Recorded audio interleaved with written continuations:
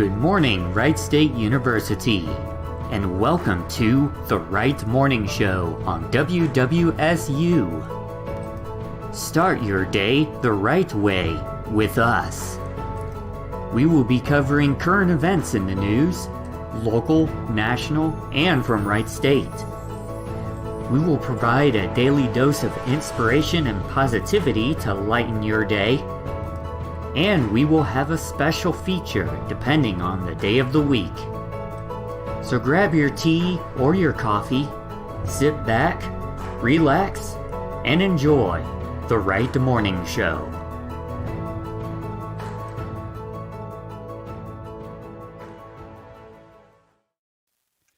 Good morning, everybody, and welcome to the Wright Morning Show here on WWSU 106.9 FM, Dayton's Right Choice.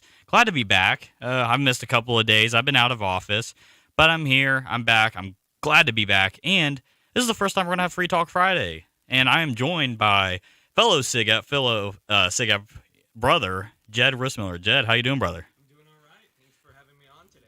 As always, man, it's great to have you. This is my first time bringing you on as a guest for any show, so I'm very excited, man. It's awesome to have you here. Usually I talk about sports, as you know, and I know that's why I haven't really brought you on for anything. But hey, got the morning show. It's great to have you here, and we have a lot of fun here. So, Mondays we do our Major League Mondays. Tuesdays we got Trivia Tuesday, which my grandma, she loves it.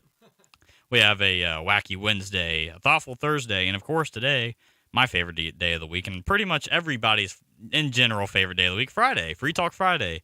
So this is going to be our first time doing it. Literally, it's just like how it sounds, free talk. We're just going to be talking about whatever. And since we have Jed here, by the end of the show, about 10:30 a.m., we're just going to be talking about whatever comes to mind.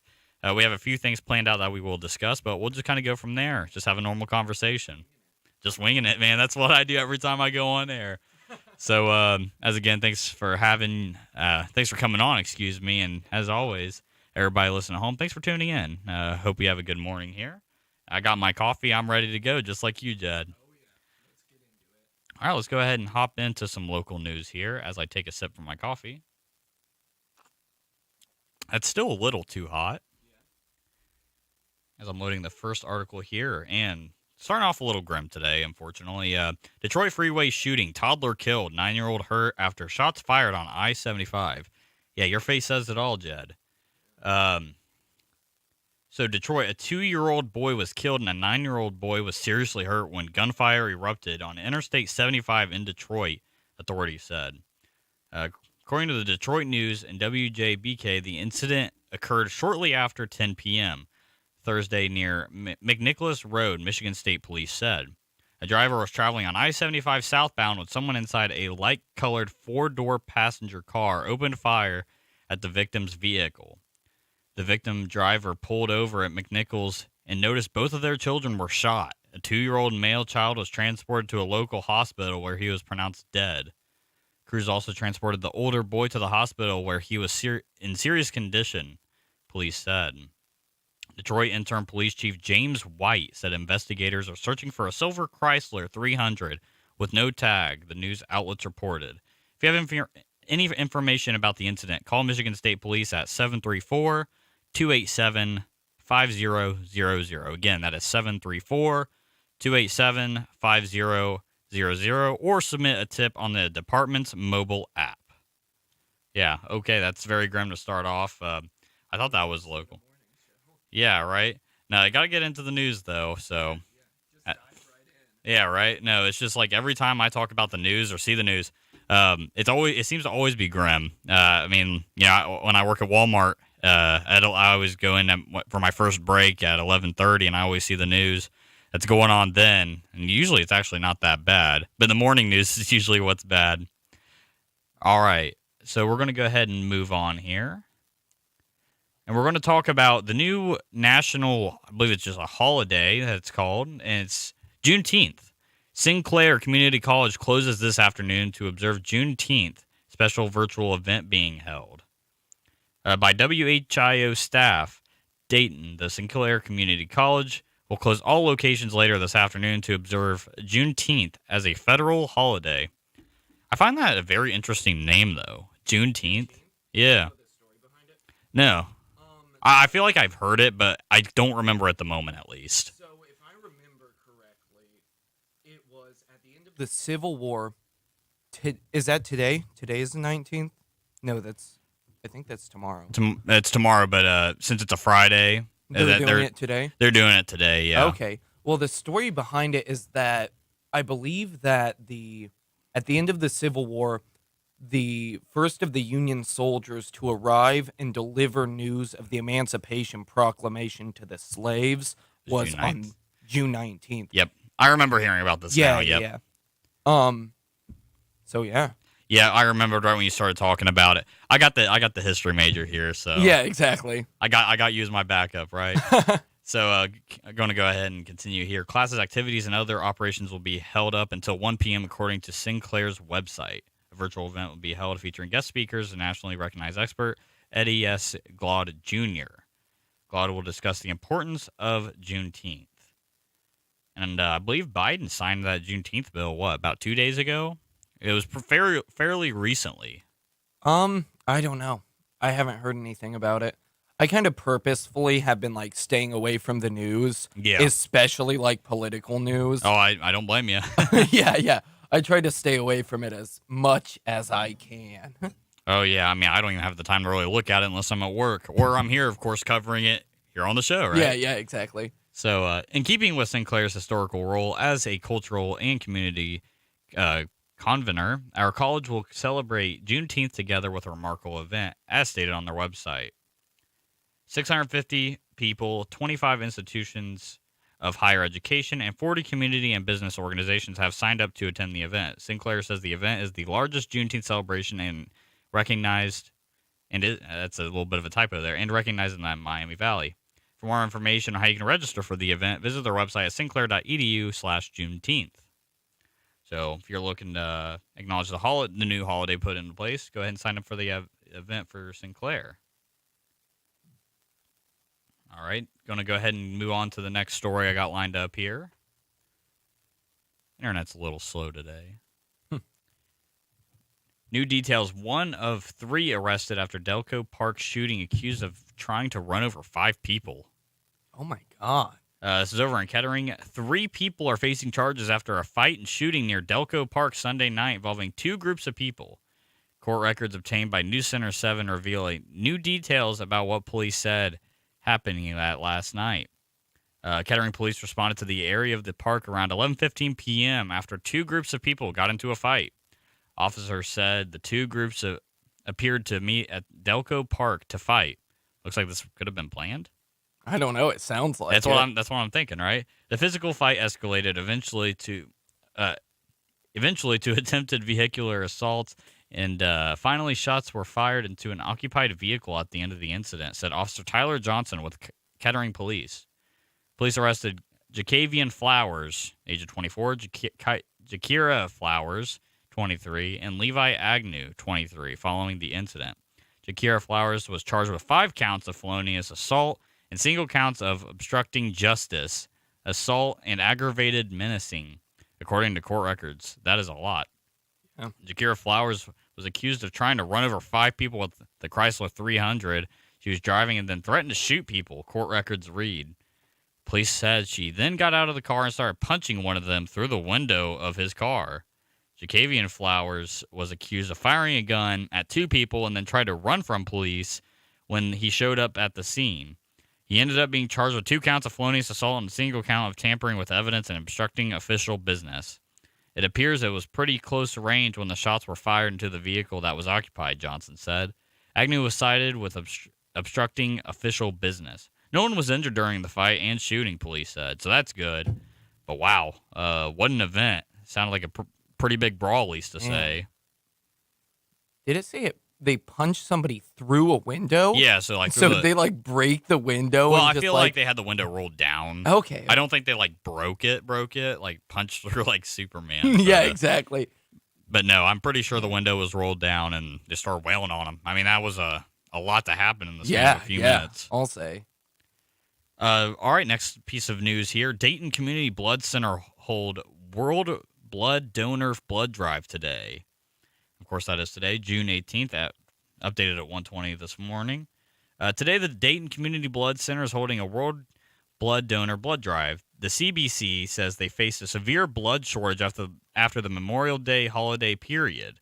They reported struggling to average the 300 donors per day necessary to supply area hospitals, which I noticed was a pretty big deal ever since COVID started because you couldn't really give blood with the pandemic going on.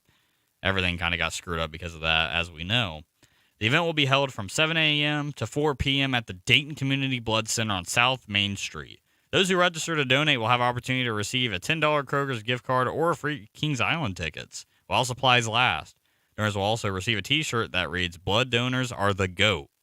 Greatest of all time. I hope it doesn't put greatest of all time afterwards, because that would be kind of like exactly. Kind of like a boomer thing. I hate saying that, but kind of like a boomer thing. Have you ever given blood?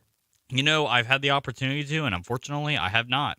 I don't. I signed up, but I actually didn't do it. Yeah, I don't like needles. I've never done it. See, I've had needles the past 3 weeks because I had my allergy shot and then obviously my COVID vaccines. Yeah. So I've had to deal with needles a lot recently, but no, I'm not a big fan of needles either. Yeah. I mean, I've had blood drawn before for testing, but I've never actually donated blood, which is something I probably should do. I probably should too. The thing is, back in high school, you had to be 16 and weigh a certain amount.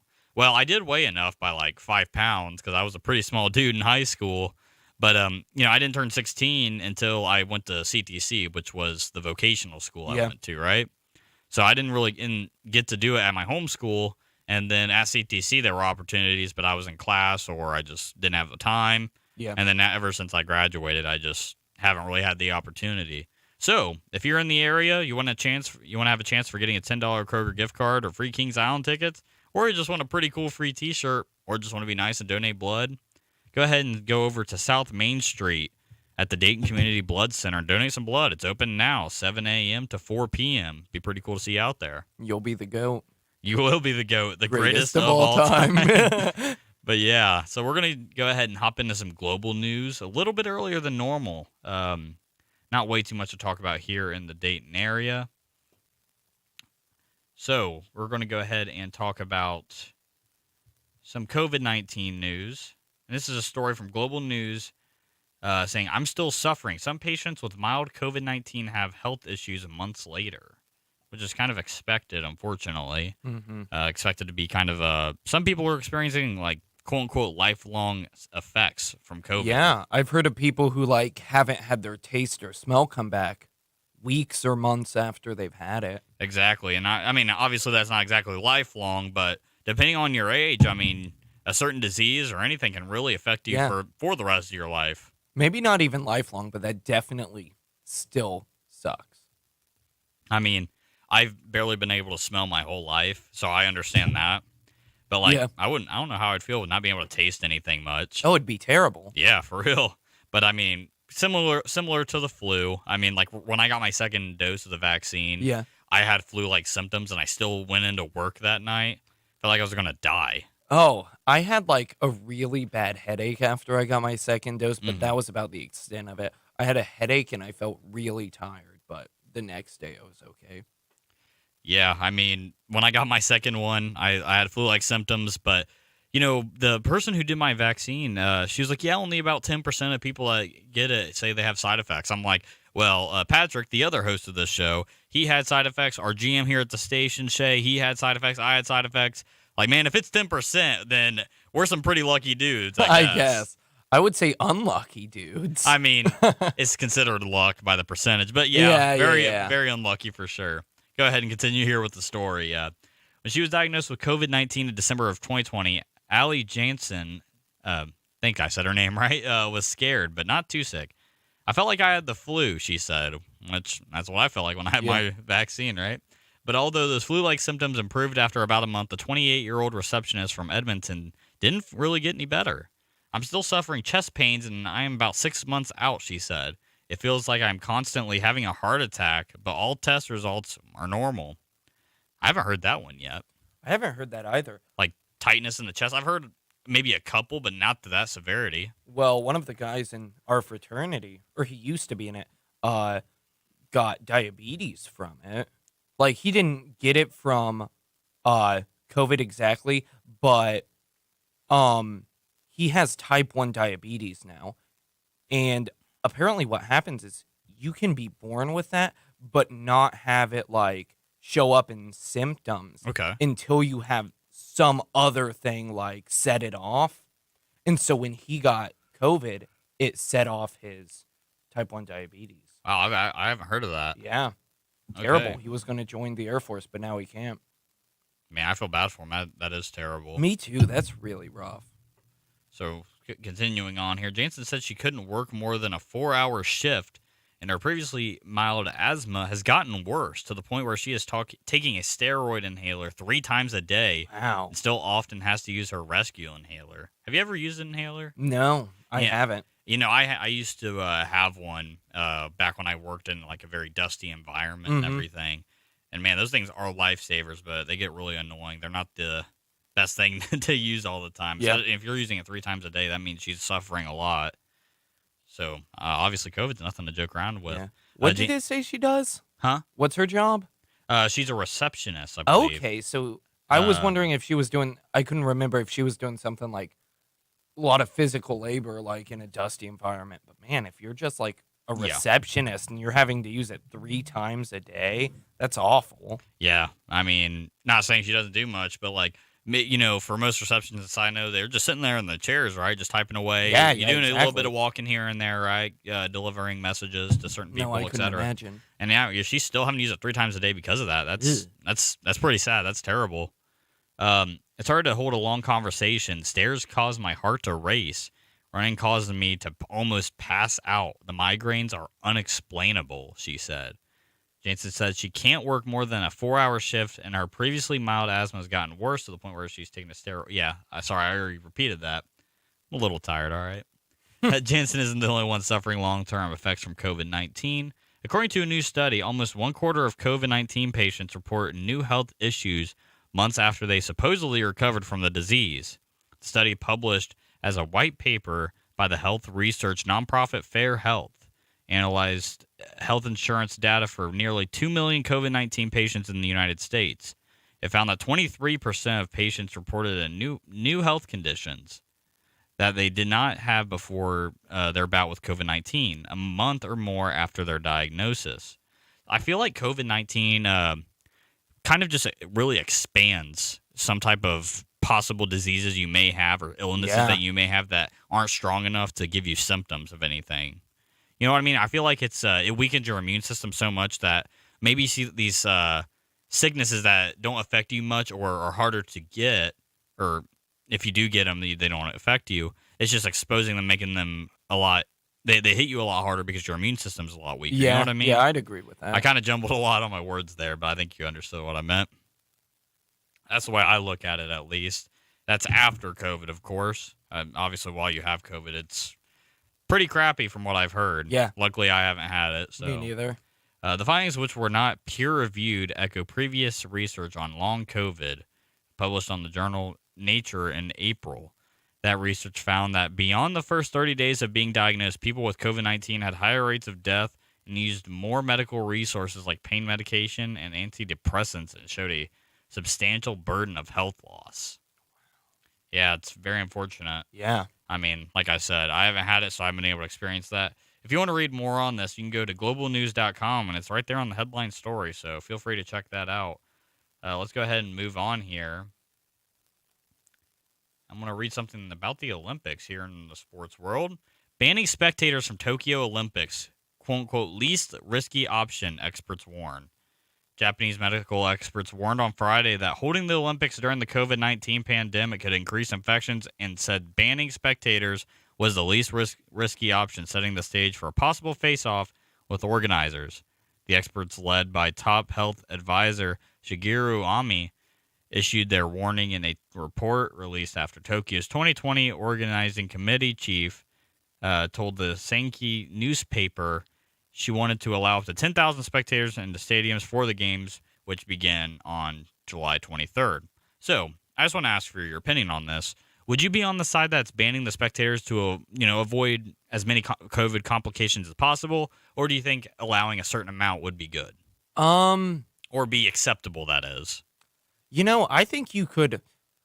I think you could do it with like vaccinated people. Like you could let vaccinated spectators, Mhm. and like banning just spectators as a whole, I get why they'd want to do it, but you would lose so much money. Yeah, obviously local revenue from the Olympics themselves and just sponsorship, et cetera, et cetera. There's Yeah, a lot yeah. that goes into it. Less jobs for people, security for the Olympics, this and Right. that, this and that. They're not going to have as much work. It's going to be less money for this, et cetera.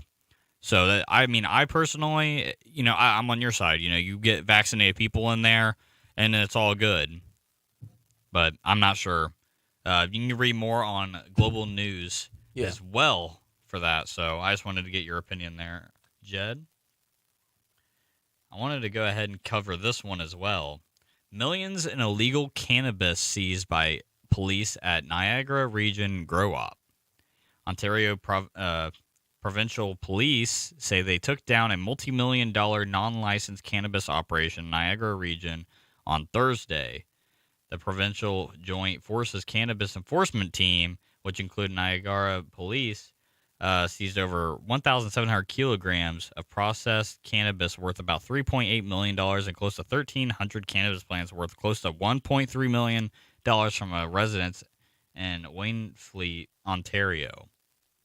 Investigators say a large sum of Canadian cash was also seized from a safe. Two men from Markham, aged 37 and 31, are facing 4 charges tied to harvesting, distributing, and selling cannabis without authorization. I'm pretty Oh. sure that Canada has, just straight up like legalization of marijuana, if I'm That's not what I mistaken. thought too, but it looks like they were just doing it without a license. Exactly. So you can read more on Global News as well and globalnews.ca. But I guess that's why. But I wonder how difficult it is to get a license for growing cannabis over in Canada or just in other countries in general that allow marijuana. I bet it's a lot like a liquor license. Okay, That's but what I would guess. but- I bet they operate in a lot of the same ways. But I feel like if they make so much money already, though, they wouldn't have an issue getting the license. Maybe Yeah, I don't know. I'm not too sure either. Okay, so I'm going to go ahead and move on. We're going to hop back onto COVID here. Excuse me. Nearly 20% of Canadians still hesitant or refusing to get the COVID-19 vaccine. This is an article by Sean Boynton. Nearly 20% of Canadians still need to be convinced to get vaccinated against COVID-19, a new poll suggests, with 1 in 10 saying they definitely won't get the shot. Mm-hmm. Sounded like America a little bit, Yeah, right? yeah. I wonder if we have more people than them who don't want to get it. I'd have to do a little bit of research on that. Probably population-wise because we have more people, but I wonder, like, percentage-wise, who has more than, like, people that need convincing. I'm not sure. The Ipsos poll conducted exclusively for Global News found 82% of the 1,000 adults surveyed have either already been vaccinated or are awaiting their appointment. That bodes well for a high level of immunity among the Canadian population, particularly if those who are unsure can be convinced to get that jab. I like the little vocabulary there. Yeah. If you can get up to 90% of the population inculated in any jurisdiction, I think most epidemiologists would say they're doing pretty well, said Daryl Bricker, CEO of Ipsos Public Affairs. Yet the poll also found mixed enthusiasm for various incentives that could push people to get vaccinated, including cash lotteries and time off from work. Well, I know we got the Ohio Vax-A-Million. I actually signed up for that. What was it, like 3 or 4 days ago? Yeah. When I was at work or when I was here. It was actually here when I was on the show on Wednesday. I sat there and signed up for it. I need to check if I won. I don't think I did, but You can hope. Hope they and had, dream. yeah, dude. If I love working here and everything, but if I won that $1 million, I don't know. I Dude, might I have to take a can't little bit of a blame you. break. I can't blame you. I mean, I might have to take a little vacation, right? Continue on here. If you can get yet the poll has found mixed enthusiasm, which I've already read. While the 9% of those refusing to get the shot may never be convinced, Brigger says the groups that unsure will likely continue to shrink as access improves and firsthand experience grows. A lot of people I know that don't want to take the vaccine just don't want to take it because of how quickly it was created and how they don't trust it and how it may have a lot of these side effects. Yeah. I feel like in the span of a year, all these anti-vaxxers for COVID will start to open up about it because there will be more work done to it to have less side effects, Yeah. et cetera, et cetera. I feel like that's the big reason why people haven't taken it to begin with.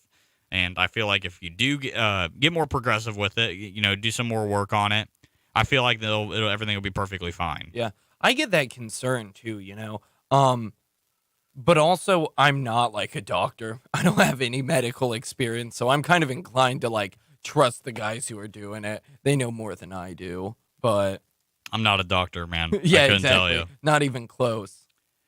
I played Dr. Mario some, so whatever that counts. Yeah, I don't know. Probably nothing. So gonna go ahead and move on here. We got a couple more minutes before we take our first break of the morning. So, here to stay, Obamacare survives big challenge at the U.S. Supreme Court. The Supreme Court, though increasingly conservative in makeup, rejected the latest major Republican-led effort to kill the national health care law known as Obamacare on Thursday, preserving insurance coverage for millions of Americans. The justices, by a 7-2 vote, left the entire Affordable Care Act intact in ruling that Texas, other GOP-led states, and two individuals had no right to bring their lawsuit in federal court. The Biden administration says 31 million people who have health insurance because of the law, which also survived two earlier challenges in the Supreme Court. The law's major provisions include protections for people with existing health conditions, a range of no-cost preventative services, expansion of the Medicaid program that ensures lower-income people and access to health insurance markets offering subsidized plans. The Affordable Care Act remains the law of the land, President Joe Biden said, celebrating the ruling. He called for building further on the law that was enacted in 2010 when he was vice president. Also left in place is the law's now toothless requirement that people have health insurance or pay a penalty. Congress rendered that provision irrelevant in 2017 when it reduced the penalty to zero. When Obamacare did come at first, I was kind of surprised they were like, yeah, either get health care or you're going to have a fine. Yeah, exactly. Like, I understand, like, their message behind it, I guess. It's like, isn't the like downside of it that you already don't have Yeah, and healthcare? you're going to have to pay money on top of it. Yeah, exactly. It's crazy. See, I thought Obamacare was already basically taken out, and I didn't think they were even trying to bring it back. Yeah. I knew Biden planned to, but I didn't know it was already here. I didn't know they were already working on it. I don't think it ever left. See, I thought it did when Trump was in office, Yeah. though. I thought there was some type of removal for at least, I think he did it, I thought he did it in 2019 or 2018 maybe. He might have. I thought it was back in 2019 when they removed it, but I don't keep up with politics too much, so I don't really know. So, the elimination of the penalty had become the hook that Texas and other GOP-led states, as well as the Trump administration, used to attack the entire law. They argued that without the mandate, a pillar of the law, when it was passed, the rest of the law should fall too. So, basically what they're saying is now that that law is out, about the fine that they may suffer from if they don't take the Medicaid or any type of Medicaid at all, Medicare, it's going to be removed. And now they're basically saying that there's nothing to argue about. But I tell you what, people in America will complain about anything. They'll find anything, man. So if you want to read more about the Obamacare survives the big challenge at the U.S. Supreme Court article, you can go to globalnews.ca.com and read more from there. But it's about 9:30. We're going to go ahead and take a quick commercial break per usual. When we come back, we're going to cover the weather. We're going to talk about some Wright State news. And then we're going to have a little bit of free talk for the rest of the time we got before our top of the hour break. So make sure you keep it locked here on WWSU 106.9 FM for the Wright Morning Show.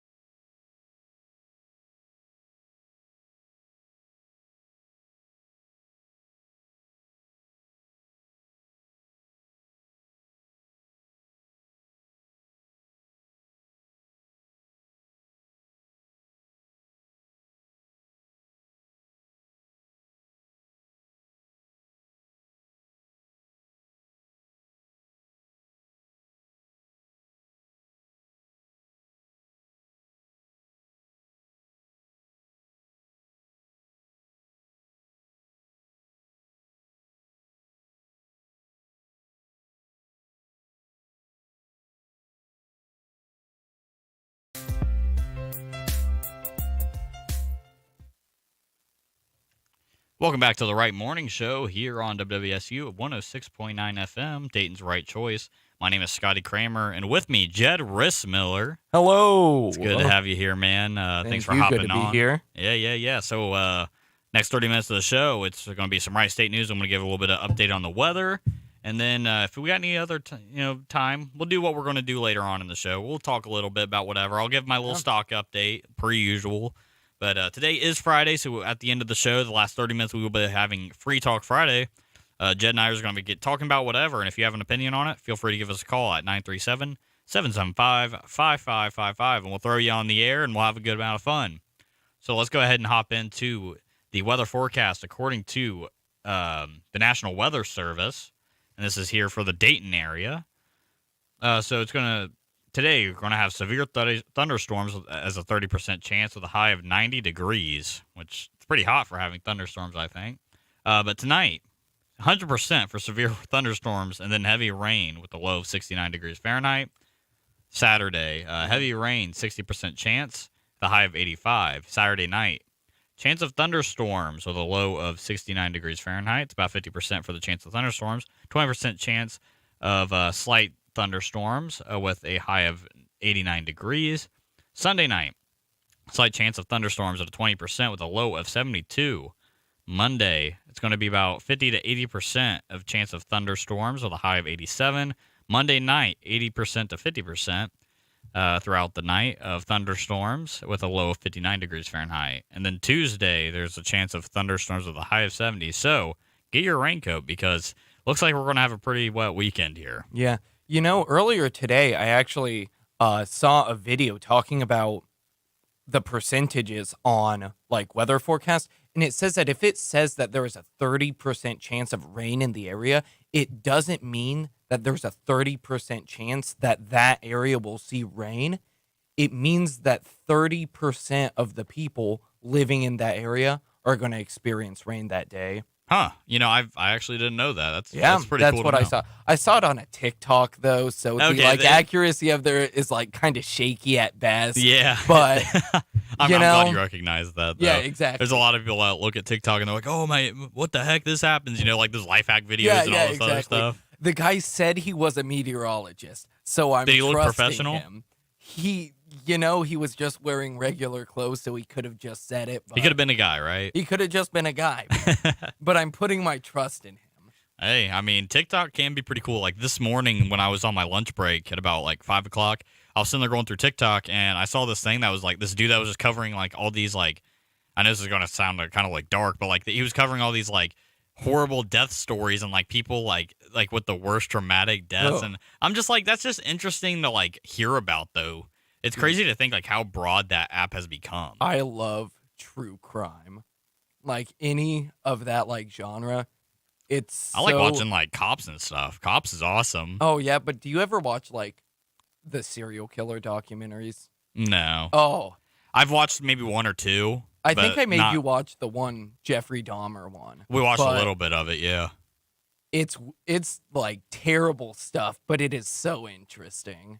Yeah, it is very interesting. That's why I said it was kind of grim to talk about, but I kind of informing myself, I guess. Oh, yeah. But let's go ahead and hop into the news. We're getting into our free talk a little earlier. Just a bit. But hey, man, that's how I am. I know that's how you are too. So let's go ahead and hop into some Wright State news. So complete the staff and faculty affinity and Brave Space interest form today.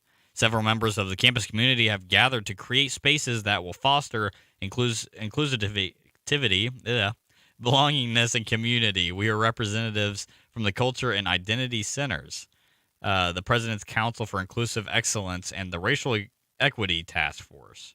In order to make sure that we create opportunities that meet the needs of all underrepresented, marginalized, minoritized faculty and staff across campus, we have designed a survey that we hope you take some time to complete the form. If you want to fill out that form, just go ahead and go on your Wings page. It's right there. Or you can just go to the link, https://forms.office.com, and you can fill it out from there. Next, new lifting programs from Campus Rec. Women on weights. Wow, if you will. Tuesdays and Thursdays, 12:15 to 1 p.m. Wednesdays, 5:15 to 6 p.m. It began about a week ago. The description is Women on Weights is a lifting program designed for women, while provides a safe and positive learning environment that welcomes all fitness levels and ages, breaks fears, prejudices, and myths of women weightlifting, and becomes stronger alongside a group of powerful women. An experienced, knowledgeable personal trainer will teach you safe and effective weightlifting form while also providing motivation and guidance. The location: meet at the back of the recreation desk. There's also a flyer you can fill out. So, no, if you want to hop in, get some weights in with some fellow women, there you go. I mean, I love to lift. They also had that learn to lift thing. I don't know if it's still going on, but they started it about 4 days ago. And it's just a little training course. Oh, nice. It's basically the same thing for women, but I don't know if it's strictly for men or what. But either way, no, it's pretty good that the rec is really starting to kind of hop on. I don't think we've seen any of this. Like, since both of us came here, I don't think I've seen any type of, like, actual training programs, at least. I haven't seen a lot since we've came here. I mean, yeah, the end of our freshman year may have not been the best. Oh, yeah. Because of COVID. Oh, good times. I mean, I tell you what, though, bro. Like, when I first came to college freshman year, I was like, man, this is awesome. And then COVID hit, and I'm like, okay. Yeah. My whole were sophomore getting year is just online school. I'm like, oh, man, is this what college is going to be like for the next few years? Thank the Lord it hasn't been. Right. Or it's not going to be, I should say. Excuse me. But if you want to get some lifting in, just go ahead and hop to the rec. Ask them about it. They got a lot of info for you. They have these training sessions. I mean, I know I've hit the gym. You've hit the gym. Yeah. If you don't know how to do anything, go ahead and hop over there, get some training in. It's going to be a pretty cool opportunity for those who are new to getting fit. So we're going to go ahead and talk about the next piece of Wright State news here. Drinking water warning. This is still in effect. That the potential drinking water contamination has been isolated to biological sciences 1 and 2 out of an abundance of caution. The entire Wright State University public water system is being advised to not use any water for any purpose until we complete our investigation and evaluation to ensure your safety. Cross-contamination may have occurred in Wright State University's water supply. Do not use any water for any purpose. That's in bold. You know it's important, right? Yeah. Possible cross-contamination may have occurred while performing maintenance activities for the HVAC systems. People served by the Wright State University public water system may be affected. Campus housing is not affected except for the dorms in Hamilton Hall. So basically, anywhere on the actual campus. Do you know what happened to the water? Like, what's in it? No, I don't. I don't think there's even a description of what's actually in it. I just know that there's a possibility of cross-contamination. There was a day where I accidentally washed my hands in the bathroom without even thinking about it. So hopefully I didn't get any contaminated water on me. I have a theory that it's just that there was an accident at a local watermelon farm, and now there's just a bunch of watermelon seeds, and they're worried that if you drink it, it'll grow in your stomach. Jed, shut up, please. Man, I like you bringing comedy on the show, though. But yeah, if you're on campus, until further notice, please do not drink the water. It might be dangerous. Just don't do it. Yeah. You might get watermelon seeds in your stomach. Exactly. And you might have a watermelon baby. It'll be a pain to get out. Yeah, exactly. Literally. True that. So they're going to have that freshman outdoor orientation trip that I know Patrick's been talking about every day on the Bright Morning Show here. So the freshman outdoor orientation trip is a unique wilderness experience that will take place the week before school begins. Trained upperclassmen led backpacking trips along the Appalachian Trail in Tennessee. Foot offers an amazing opportunity for incoming students to meet a small group of new classmates and establish relationships with older student leaders. You will hike, camp, cook outdoors, play games, swim in waterfalls, and spend a day giving back to the mountains by learning how to build and maintain hiking trails. These trips are designed for all levels of experience, no prior backpacking experience necessary. Now open to both incoming freshmen and sophomores who missed out on a classic intro to college in 2020. If you want to get all the cost and information and everything, I can't say it on the air, so go ahead and hop over to Wings and check it out. If I was a freshman, I'd probably go. I gotta say, the middle of the woods is my number one place to make friends. Yeah, no, right. But all jokes aside, that does sound like a really good time. For real. Like, I wish I had that opportunity. Yeah, dude, if I would have had that opportunity when I came here to Wright State, I would have taken it. That's awesome. I mean, dude, I love Tennessee. We both went to Tennessee over in spring break. It was awesome. It was a great time. All right, so I'm going to go ahead and see if there's any other news to hop on from the Wings page. Not really looking like we got too much that's of relevance. So we're going to go ahead and hop over to the Wright State Guardian, which has some pretty cool news that they come out with all the time. I love the Guardian. So we're going to go ahead and talk about Juneteenth here. And this is an article on the Guardian created by Mackenzie. This is by Mackenzie Hofferlin. Man, she might be listening and might want to kill me after mispronouncing her name. I can never pronounce it right. Anyways, Mackenzie made an article that says, with Juneteenth coming up this Saturday, here are some ways to celebrate in and around Dayton, Ohio. June 19th, 1865 marks the day and last slaves in Texas were told of their freedom, 2.5 years after Abraham Lincoln issued the Emancipation Proclamation to free all slaves. Now, over 170 years later, June 19th is the process of becoming a federal holiday. The Senate passed the necessary bill Tuesday and is expected to easily pass the House and head to President Joe Biden's desk, according to the Associated Press. Here are some events happening this weekend to celebrate the freedom of all slaves in America.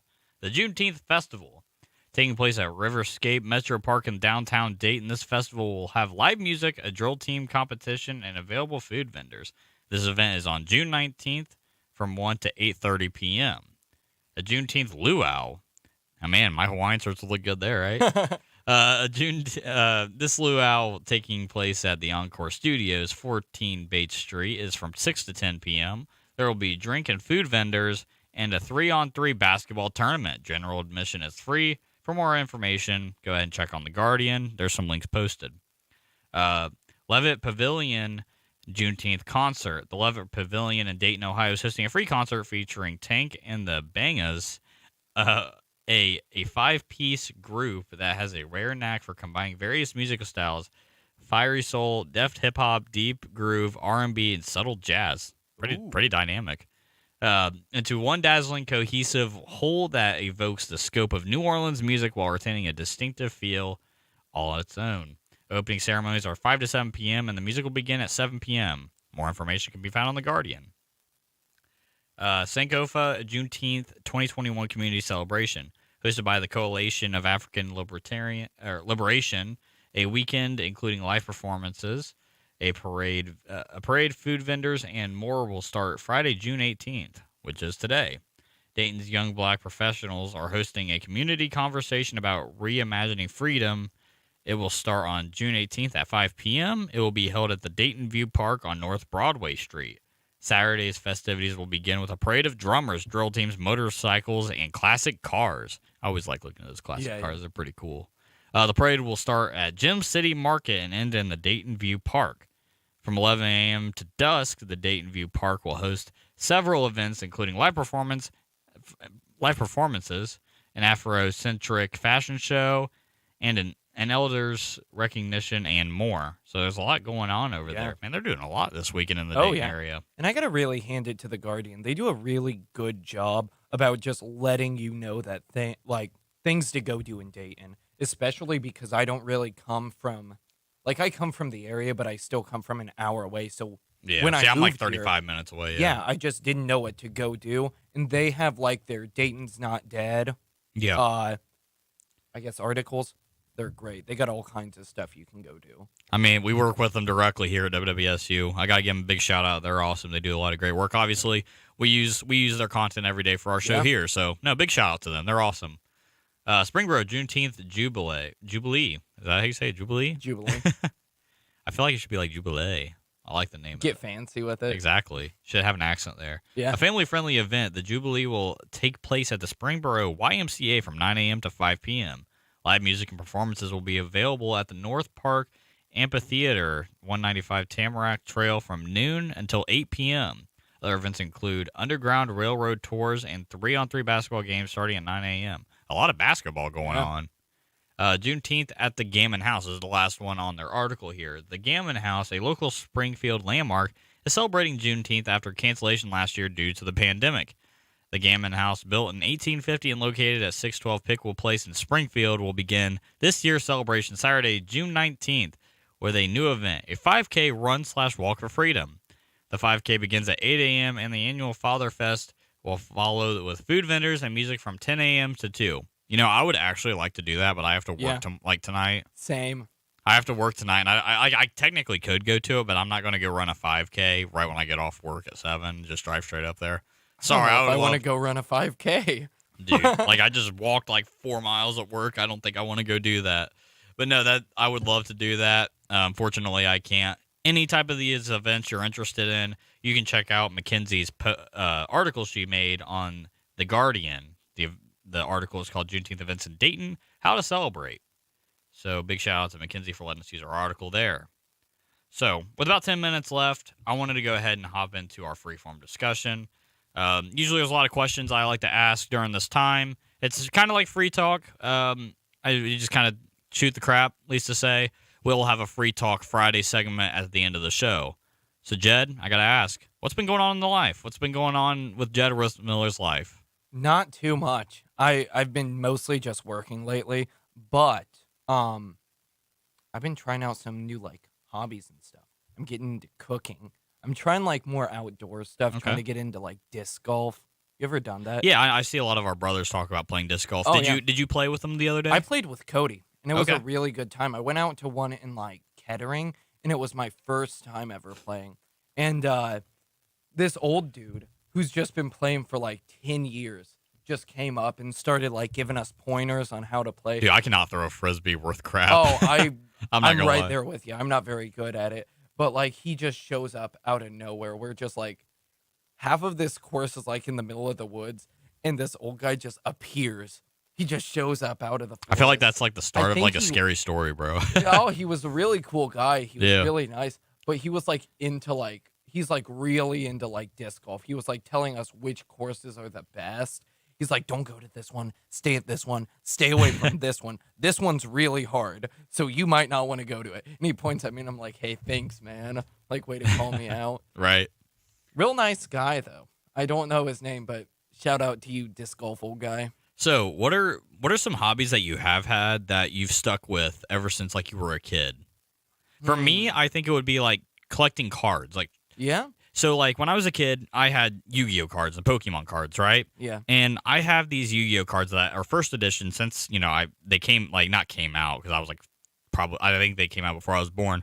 But like, since I was a kid, I had the first edition. I have a lot of cards that are worth like thousands of dollars. But I don't want to give them up though, right? Yeah, yeah. But at the same time, I collect a lot. And recently, I haven't collected cards in a while, but something I just started doing recently, collecting football cards. yeah. And I tell you what, dude, like I told you earlier before we went on air, there's all these snipers that just want to buy all these cards and sell like double the value. They want to buy these packs that are worth like $15 a piece, Yeah. and then when you go on eBay and sell them for like $40.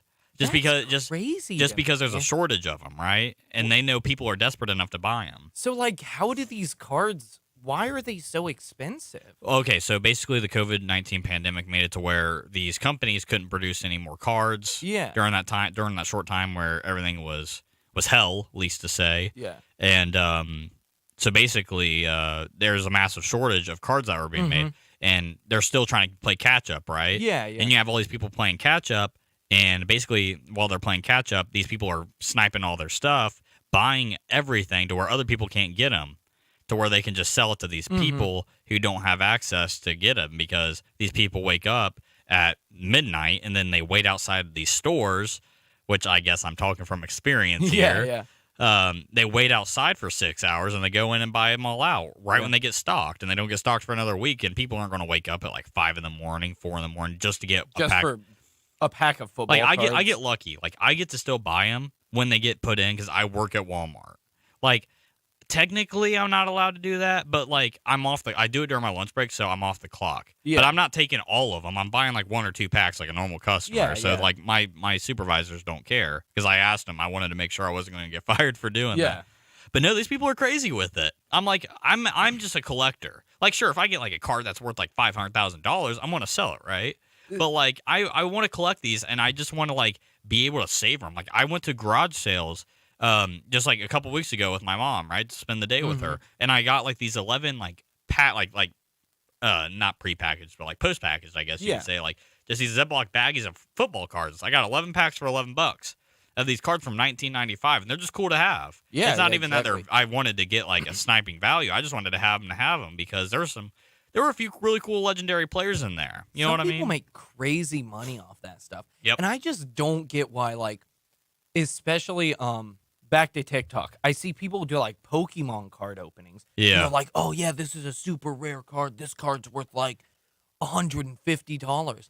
And I just don't get why you would spend that amount of money for a card. Well, there's people that really want to, just the collectors. They want to be able to have all of it. Yeah. And I mean, it's crazy. And It people, just blows my mind. it's very interesting to see the value. And it's just these companies that make these millions and millions of cards, right? And then let's say there's 5 of the specific card. Yeah. Of course, it's going to be valued very, very highly. It's like a holographic, perfect condition, this, that. And it's like, you don't even want to play with it. You just want to have it Oh, for bragging exactly. rights. You know, there's people, that's just like art too. You want to spend so much money on art because you want to have it. You want it to be yours, right? Yeah, and then you can like hold it and be like, I'm better than you because I have this shiny holographic Charizard. I mean, I guess, but there's You can people. just flex on people with I mean, it. you can flex on people, but there's a lot. I mean, I don't know. For like me, just collecting them, I like to just have them. Oh, Back when I played Yu-Gi-Oh, I collected them and I had all these in the binder. The ones that I didn't use in my deck were all in a binder. Mhm. But now, like, I don't really play anymore because I hate the new version because they updated Yu-Gi-Oh to like a new playing style and I don't like it. But yeah, I like to collect them, and I just started collecting football cards like literally like 2 months ago. And it just kind of irritates me with all these people like sniping. And I kind of understand they want to make money. Yeah. But it's like you're taking opportunities away from like, you know, all these kids, all these people. Like, you know, what if there's like a little kid that wants to go in there and buy a pack of football cards? Yeah, that's Are you where going to it's sit like- there and buy it for like $15 and be like, here you go, little kid. You could buy this off me for $45. Yeah, exactly. That's insane. Like, Man, that's like such like I don't want to say the word on air, but meanie head thing to do, right? yeah, exactly. Best Meathead. way to put it, right? Well, it's just like you're an adult. It's like you're a grown man and you're just taking all this stuff to like sell back to like other people. Yeah. It's like share with like the rest of The people everybody. they just want to make some easy money. And Yeah, I mean yeah. it's super easy. If you want to wake up and put all that dedication just to getting it, that's just like when you go to Micro Center and wait outside just to get graphics cards. Yeah. There's a big shorting in graphics cards right now because of COVID. People want to use it for Bitcoin mining, for just crypto mining in general, et cetera, et cetera. You see what I mean? I don't understand how that works. Crypt- Like I've had people explain cryptocurrency mining Yeah, to me it's a so lot. many times. And I'm like, I don't understand how your computer can just go find you money. That doesn't make sense. It's basically mining binary code that it hasn't really been, I don't know how to say, it's like not processed but like created, I guess. Yeah. So it's creating all this information that's basically being sold. So when it has a certain amount of value, it's going to be worth more. That's like, for example, like a Bitcoin back in the day, $300 to $500 because there was more data that could be used. So But since crazy. there's less to get now, it's going to be worth more money because it's harder to get, right? Yeah, just cryptocurrency in general. It's just very, confuses very, me. very I don't- complicated. I don't understand normal economics.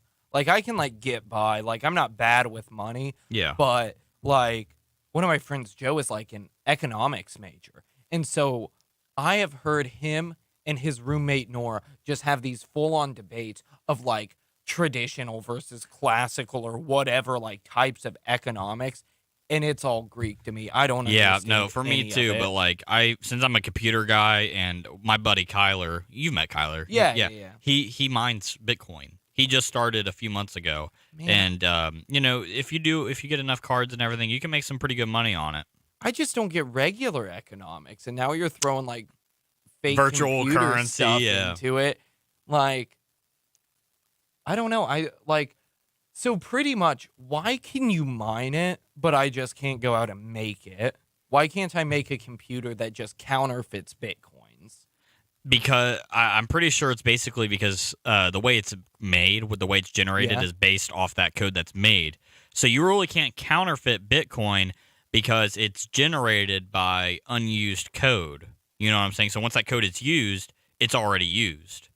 So then, where did the codes for these Bitcoins that they mine come from? It's binary. 01010101110101. So, like, Are there just like lost Bitcoins out there? Is that the deal with it? I mean, like people, is it from like inactive accounts? Like after a certain amount of time, they it's lose information. It's not exactly accounts. It's just information. Them? Okay. Pretty much, it's buying information. I guess that's the Yeah. best way to put it.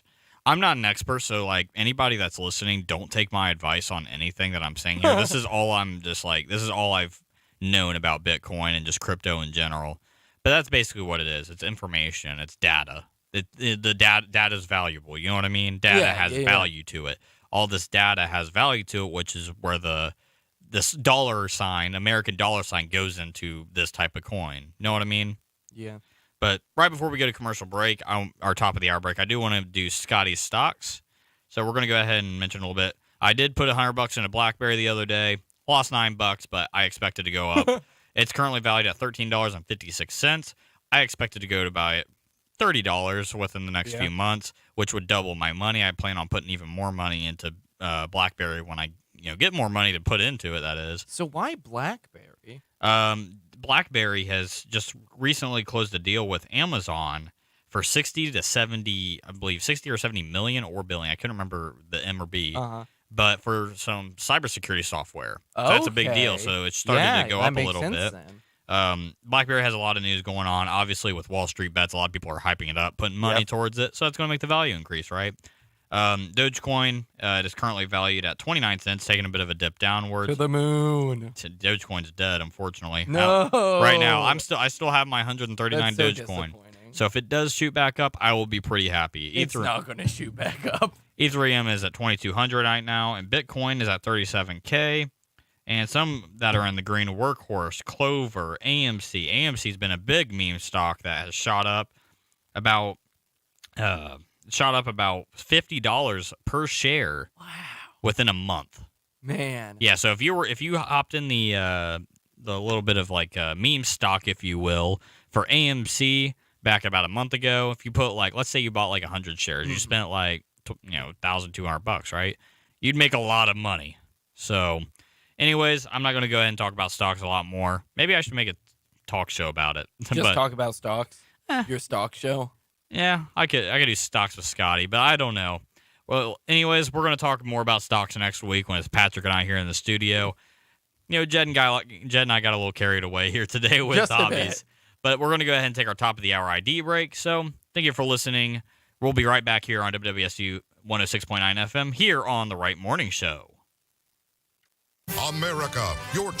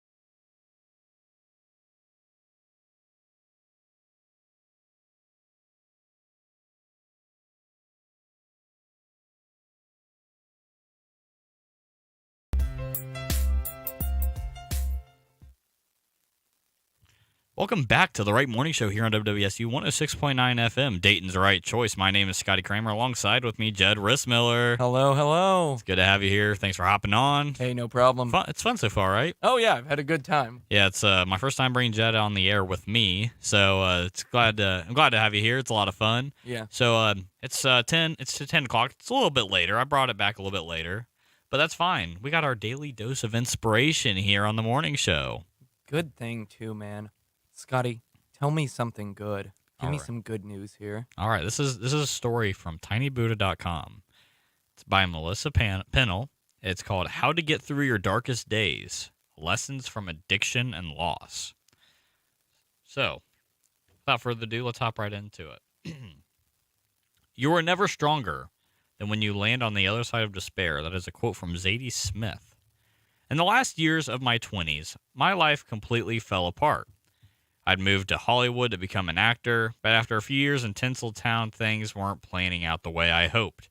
My crippling anxiety kept me out of going to auditions. Extreme insecurity led to binge eating nearly every night, and an inability to truly be myself translated to a flock of fair-weather friends. As the decade wound to a close, I stumbled upon the final deadly ingredient in my toxic lifestyle: opioids. A few small pills prescribed for pain unlocked a part of my brain I didn't know existed. A calm, confident, and numb version of myself that seemed way more manageable than the overthinking mind chatter I was used to.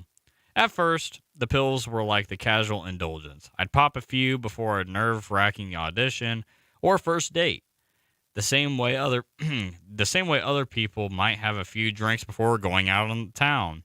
But my casual relationship to opioids was short-lived. Soon the pills were no longer reserved for awkward dates or nerve-wracking auditions, and instead necessary for any type of outing or interaction. I knew I'd crossed an invisible line when I began to feel sick without a dose of medication. The physical pain they'd been prescribed for had long subsided, but they'd created a need that only grew with more use. Soon I became sick. If I didn't take any pills, which is when I began going to any lengths to get more. I wanted so much to stop, but felt trapped on a terrible ride. I'd wake hating myself for what I'd done the day before, and with deep shame I'd vow earnestly to quit. Then afternoon would come in, and with it withdrawal symptoms. As my stomach would turn and my head would spin, I'd lose the resolve to stop and begin searching for my next fix. With that fix would come a few hours of relief, followed by another cycle of self-loathing, a vow to quit, and more failure. It was a spin cycle that likely would have killed me had life not inverted in ways that at the time felt devastating. In a span of 2 weeks, my normal facade collapsed, and with it, most pillars in my life. Like a house of cards toppling, I lost my job, my car, relationship, and was evicted from my home. Yikes. It felt like a cliche country song where the singer loses everything, except in those songs, that person is usually likable and innocent. But in my story, I felt like the villain. As I watched my entire life crumble around me, I felt no choice other than to return home and seek the shelter of the only person who had always been there for me, my mother. Gotta love your mama. Oh, for sure. The mom who had raised me with morals like honesty, accountability, and kindness, although I hadn't been living them for a while. The mom who had struggled raising 2 kids alone, gotten us off food stamps by going to nursing school, and who watched helplessly as I descended into the same cycle of addiction that had taken the life of my father. She told me if I could stay if I was sober. I vowed to try, though I'd stopped believing my own promises long before. In the recovery program I found soon after, there was an oft-repeated saying on every wall. It's always darkness before the dawn. If taken literally, it means you think about how dark the night sky is before dawn breaks, how heavy, looming, and consuming. Before the light returns, it can feel like darkness will never end. That was how my early days sober felt. But as I cobbled together a few weeks and then a few months, I began to feel the faintest bit of trust in myself. Through abstinence and therapy, mindfulness, and a sober community, The hopelessness that had seemed so all-consuming began to crack open and let in some light. I moved out into my own apartment, returned to school, and complete a long-sought college degree, and had a waitressing job that I loved. Then, just after I achieved 1 year sober, I got a phone call from my brother that would change everything.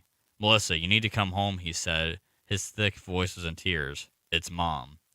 My stomach dropped as I gripped the phone. Suddenly feeling about 5 years old, I'd find out later it was a heart attack. I felt the darkness descend again. In the days that followed her death, I felt like a dependent child that was unable to care for myself. I dragged myself through brushing my teeth, dressing, and arranging her funeral. It felt like my heart had stopped along with hers. The same thought kept circling the drain of my head. How can I live the rest of my life without my mother? I couldn't imagine not having her at my graduation, wedding, or when I became a parent. Her disappearance from my future brought up a dread much worse than that of a previous year. But as I began to settle into my grief, I realized I had a path through this moment if I were willing to take it. The tools I'd forgotten in sobriety would prove to be useful in those days that followed. I share them below as an offering for anyone who travels through a dark night of the soul. Simple steps to keep in mind when you can't see a path forward. Take things one day at a time. In sobriety, you learn that imagining your whole life without another drink or drug can be so daunting that you just give up and get loaded.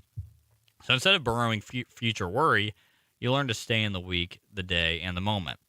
I didn't have to know what having a wedding without my mother would be like. I just needed to eat breakfast. I didn't need to imagine my graduation. I just needed to get myself through one more class. As I pieced my future together, one moment at a time, I found that I could handle the emptiness in bite-sized pieces. I didn't have to figure it all out. I just had to keep going. Allow feelings to come and trust that they will go. Much of what I'd been running from as an addict was the discomfort of my feelings. I didn't want to feel rejection, so I contorted myself to be liked. I didn't want to feel sadness, so I busied myself with the next activity. In recovery, I learned that we can run from feelings all we want, but eventually they catch up to us in some form. Instead of running, I'd learned to allow. Instead of busying myself, I'd been taught to turn toward pain and trust that it wouldn't last forever. Though this was easier said than done, some part of me knew that running from grief of my mom's death would only snowball into a freight train later. I'd scream in my car as I seethed with the unfairness of it all. I'd rock with sobs on my couch when the sadness became too much. It wasn't pretty and it felt terrible, but when I let the grief shake through me, I found that there would always be an end, that at the bottom of my spiral, a thread of mercy would appear, and I would be able to go on. Tell the truth. From a young age, I felt more comfortable in a mask of smiles and jokes than sharing how I was actually doing at any given moment. Though getting sober had helped me shed layers off my mask, I still found myself trying to be likable, approved of, and good. But as grief zapped my energy and ability to make myself palatable, when people asked how I was doing, I started to be honest. Sharing the pain I felt after my mom's death was like standing naked in the middle of the street. I wasn't used to crying in front of people and didn't think they'd like me when they found out I wasn't always fun and easygoing. But it was exactly this type of vulnerability that allowed true friends to materialize, old connections to deepen, and the support I longed for to appear. Allow yourself to be forever changed. In recovery from addiction, I began to think my sobriety date as a second birthday, the start of an actual new life. The way my former life had burned to the ground was painful. I welcomed the chance for a new start. But when my mom died, I didn't realize that losing her would scatter me into 1,000 unrecognizable pieces. Pieces I kept trying to fit back together, but weren't ever going to be the same because I wasn't. Once I allowed my life, relationships, and priorities to be changed by my grief, I found a self that was stronger, more resilient, and somehow more tender. I never would have chosen the form of this lesson, but I came through experiences a more authentic version of myself, an overarching goal of my life. It's now been 7 years since my mom's death, and I've been sober for 8. As my journey continues to unfold, I never lose sight of how broken I once was and how dark things seemed. I also know that the struggles of life aren't over. They're part of being human and living life. But something I now keep in mind is that it's dark. It's always darkest before the dawn. I know I don't have to always see the light. I just have to keep going. And that was by Melissa Pennell. And I gotta say, sounds kind of like a chicken soup for the soul, but that was a good article. Good way to just kind of keep going through things, just keep going through life. Jed, what did you think about it? You know, it's kind of real. I like that aspect of it a lot. That it's kind of like, not everything's going to be great. It's going to suck a lot of times, but you're going to get through it as long as you trust yourself. And I think that's a really important thing to keep in mind. Yeah, I agree. Just keep going. I mean, don't sit there and keep thinking like, oh, am I going to, fail college? And this is going to happen. Exactly. This is going to happen. Just get through the day, right? Yeah, exactly. And especially in this last year, I found that a lot of my problems go away as soon as I trust that I will be able to take care of them. Oh, yeah, definitely. I stop worrying about them and think, I've done things, I've had problems before, I've overcome them, I'm going to do it again. I'm going to find a way to overcome this obstacle. And, I usually do. I mean, that's a good way to think about it. I mean, I just kind of hit it, and then I do it. I do everything I need to do right. I do my class. I do this. I do exactly. That. And then I kind of reflect on it later. I think about, should I have done this? Should I have done that? But not in a bad way. Mm-hmm. I sit there and think of, like, next time this happens, how can I do it better? Just stuff like that. But no, that was a great article by Melissa. Yeah. Melissa Pennell. That was a great one. So we got about 13 more minutes. I want to go ahead and read another. My voice kind of hurts after a lot of talking straight there. We'll go ahead and take a quick sip. My coffee got cold, so I went ahead and got rid of it. Ooh. Yeah, exactly. It didn't taste as good when it's cold. No, I'm telling you, you need a thermos, man.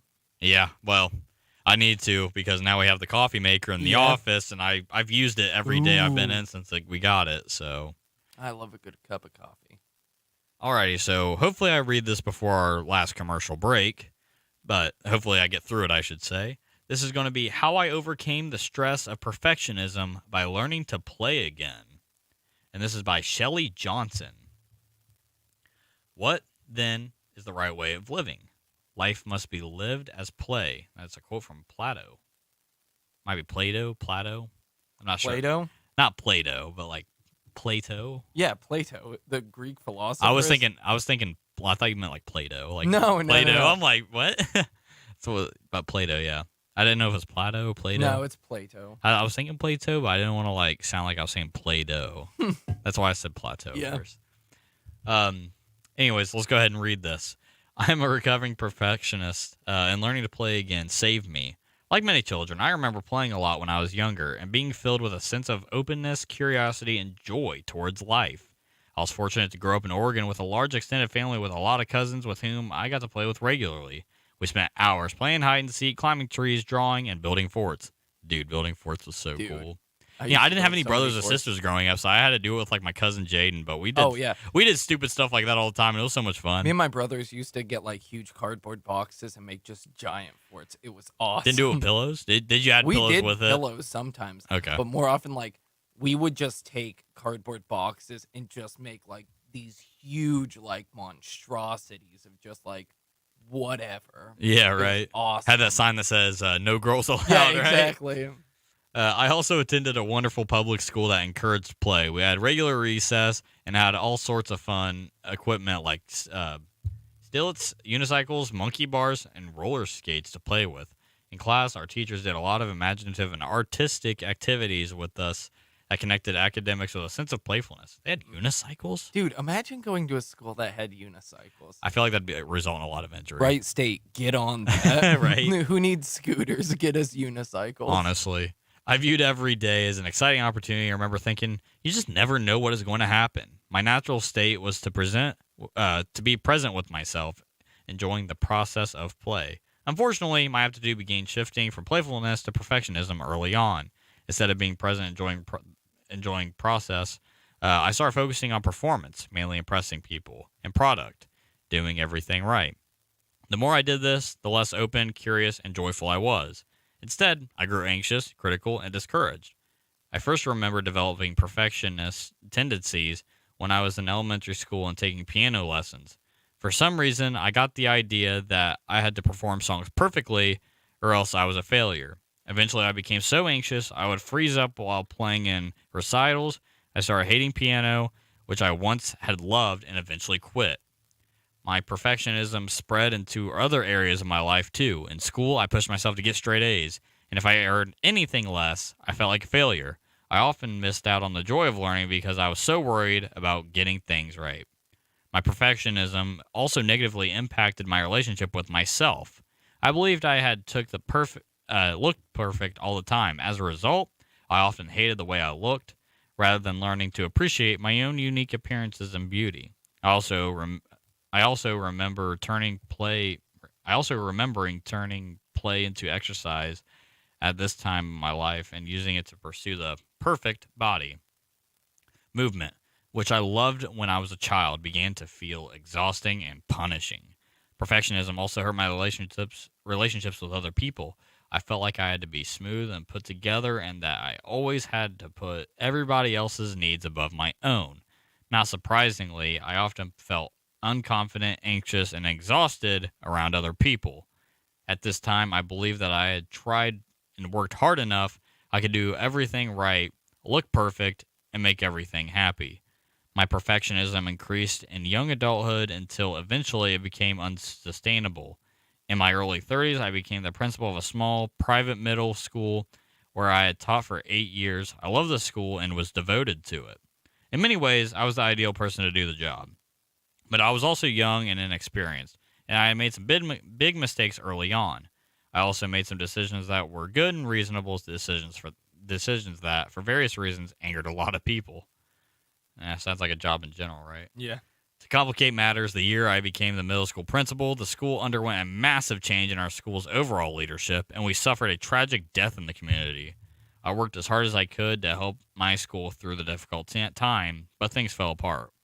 My school, which had largely been a happy and joyful place, suddenly became filled with fighting, suspicion, and stress. These events were largely beyond my court and were not the fault of any one person, but I blame myself. For someone who had believed her whole life that if she worked hard enough, she could avoid making mistakes and could make other people happy, my job stress felt devastating.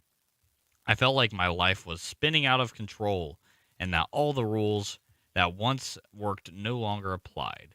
I crashed emotionally, and I remember telling my husband at this time, I'll never be happy again. That was one of my darkest times in my life. It took me several years to find happiness again. One of the major things that helped me do so was recovering a sense of playfulness. After my emotional crash, I decided I was done with perfectionism. I understood clearly that focusing so much on avoiding mistakes and pleasing people was the source of much of my suffering. I realized I needed a different way to approach life. About this time, my friend Amy and I started taking fencing lessons together. I was quite bad at all, but it didn't matter because I had given up perfectionism. I didn't care anymore about impressing people at fencing class or performing perfect fencing moves. Instead, I cared about being present with myself in the process and staying open and curious and focusing on the joy. I had a blast. I felt free and alive, and something flickered to life inside of me that felt dormant for many years. I felt playful again, and I realized that I had been missing playfulness for many years, and that was a part of what had caused me to become so perfectionistic. Playfulness is the attitude we take towards life when we focus on presence and the process with attitudes of openness, curiosity, and joy. Perfectionism, on the other hand, makes us focus on performance and product and encourages anxiety, criticalness, and discouragement. Now, I'm going to go ahead and stop it there just so we can talk a little bit about the article before we hit commercial break. If you want to read more of this, you can go to tinybuddha.com. Like I said, I would have finished this, but we only got a few minutes left. This article is called How I Overcame the Stress of Perfectionism by Learning to Play Again by Shelley Johnson. And I got to say, being a perfectionist, it can be a good and a bad thing. It depends on what you're doing. Now, if you're being a perfectionist with everything in your life, obviously it's going to be a bad thing because you're Yeah. going to focus so much on making sure everything is perfect, right? And not Yeah. and life isn't perfect. That's just how life is. So if you sit there and if something's not perfect, you're gonna have either a bad mood about it, you might be depressed about it, depending on how big of a thing it is, Mhm. or it might just bother you throughout the day. You know what I mean? Honestly. And if you're and most people are so worried about their like own like appearance Yep. that they put off that they don't realize Especially in that today's age. especially most people are too busy with their own stuff to really notice, you know? Yeah. Like I mean, especially with think about it. If you're going down New York City and you have this perfectionist mindset, right? yeah, like you got to Most people are look gonna be on great their every phones with their day. headphones on, and most people are not even gonna look at Yeah, you, right? exactly. But you're gonna think since there's so many people, they're all looking at you, thinking this and Yeah. that. And I mean, the Shelley, the author of this article, basically said have some fun in life. Don't try to be a perfectionist. Just try to live life as well. Mhm. That's gonna reduce a lot of her stress. You know what I mean? Yeah. So that's a great way to look at it. I think the way she did look at it and kind of improved herself was a great point. Yeah, yeah. Don't be I mean, I don't want to say don't be a perfectionist, but don't be a perfectionist about everything. Don't be a perfectionist to the point that it like Controls you. Yeah, yeah, exactly. Because perfectionism, I think, can be a good thing in moderation. Like if it's like, if this is what drives you to succeed and it works for you, I mean, don't fix something that isn't broken. But if it's obviously causing you that much stress in your life, it's time to just let it go. Yeah, I completely agree with you there. I just wanted to go ahead and right before we go to commercial break, I wanted to give a shout out to our YouTube stream. Every morning, obviously, we're live on radio on WWSU 106.9 FM. But you can also catch us on the video stream here on YouTube as well. And we do have Twitch. I just created a Twitch account Oh, for yeah? us. Yeah, it's going to be for Bailey's show, the Jones Nice, Review, nice. which is actually on after this. So if you like some entertainment news, make sure you stick around for the Jones Review at 11:30 a.m. to 1 p.m. But yeah, if you want to go ahead and watch us, watch our Jed and I's beautiful face here, see the face behind the radio man Scotty as well. Just go ahead and hop on our YouTube channel, WWSU 106.9 FM. You can't miss it. We pop up right away. Feel free to watch in or just keep listening if you want. If you're in your car, that's all good. Obviously, I don't want you being distracted and driving. But we're going to go ahead and take a quick commercial break. When we come back, the first installment of Free Talk Friday with my guest Jed Rissmiller. I'm pretty excited for it. Make sure you keep it locked here on WWSU 106.9 FM. This is The Wright Morning Show.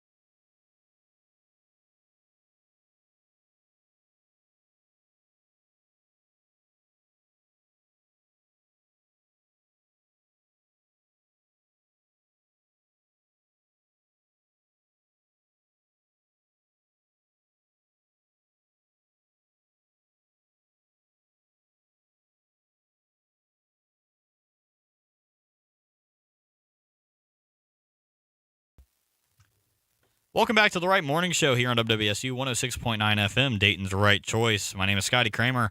Alongside with me, special guest Jed Rissmiller here for Free Talk Friday. Yep, welcome back. We missed you. Yeah, thanks for tuning in every weekday, 9 a.m. to 11 a.m. Patrick Schmalstig, I love the dude, but he's not here today, so it's just me and Jed. So without further ado, let's go ahead and hop right in to our first installment of Free Talk Friday. So Jed, it's free talk, so I want to talk about whatever. But one thing I did want to talk about with you specifically is something that has affected colleges and just Greek life and everything in general. COVID-19, but just Greek life in general. We've seen a great decline here at Wright State with Greek life new members coming in, people not being in chapters with fraternities and sororities. We've seen a massive decline, not even just here at Wright State, but just around the country in general. I know you're the vice president of recruitment here in Sigma Phi Epsilon, Ohio Phi. So I wanted to get your take on everything. Let's go ahead and talk about it. So, it's kind of self-explanatory why numbers are down. We haven't been on campus for, the past 3 semesters. So, yeah, go figure. It still sucks. And I'll tell you, man, it's a great time to be a recruitment person. Yeah, look at us. We don't have our masks on or anything right now. We're both you're fully vaxxed. Yeah. So, we're both fully vaxxed. We're feeling great. And, we're ready for recruitment. I tell you what, man, I know I have to recruit here for WWSU, which I'm extremely happy to do, but I'm also going to be helping you with SIGEP recruitment because, I'm on the VPR recruitment chair, I believe, or, the committee, excuse me. Yeah, exactly. So I'm definitely excited for this fall semester to hit the ground running. Me too. I think that there's a lot of opportunity for it too. A lot of people are worried about numbers because we haven't had a lot of new members and we've been losing a lot more than we get. But I think that especially from over the past year and a half, people are going to be really just hungry for something to do.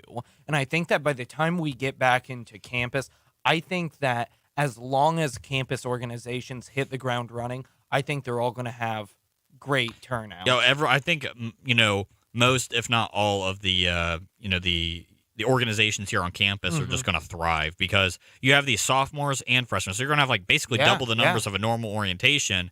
So for me, for SIGEP, this is the number I'd like to see. I would like to see if we could get but throughout the fall semester 20. I would also like to see. I think 20 would be awesome. I think that would be a great amount of guys.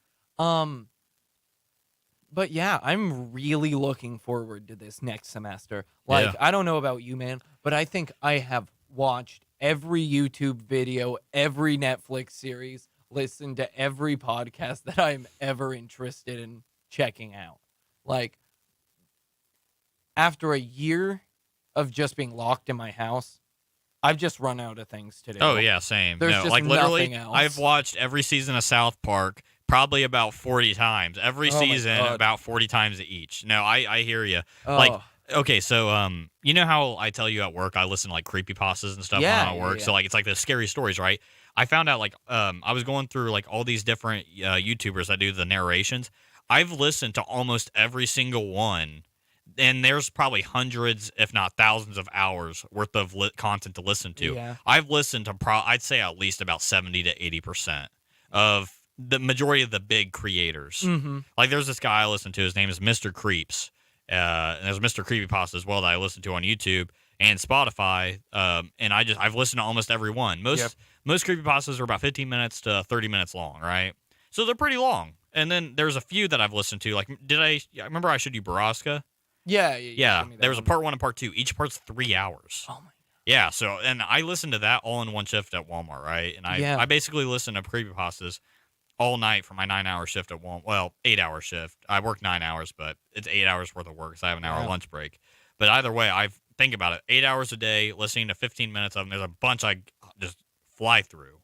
Man. They're different lengths. They're not all 15 minutes. They're either 15 minutes. A lot of them are 40 minutes, too. There's a lot of 40-minute ones I listen to, but they're really cool.